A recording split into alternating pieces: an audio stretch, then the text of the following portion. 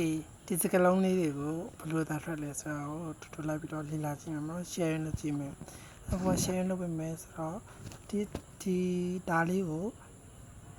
ပီလို့ဆိုကြရပါတော့အမှန်မှဆိုရင်ပီလို့ဆိုမယ်စားဖီလို့ဆိုတာပို့ပြီးတော့နေတဲ့ဆန်တယ်နော်ထင်းနေပီလို့မဆိုနော်ဖီ okay ဒီအားလေးကိုကျူလို့ဆိုမယ်စား q လို့ဆိုကြည့်မယ် q okay ဒီလိုဆိုမယ်ဆိုရင်မှားလားဆိုမှားပါတော့ဒါပေမဲ့ native ဆက်ဆံလေးဆိုရင် t ကို t လို့ဆိုကြည့်မယ် t okay အခုဒီအဲ့လိုဆိုရတော့မလားအဲ့လိုဆိုတာကမှားလားဆိုတော့မမှားပေါ့ဒါပေမဲ့အဲ့လိုဆိုမှသာ x လို့ဆိုတာပို့ပြီးတော့ native ဆန်တယ်ပေါ့နော် x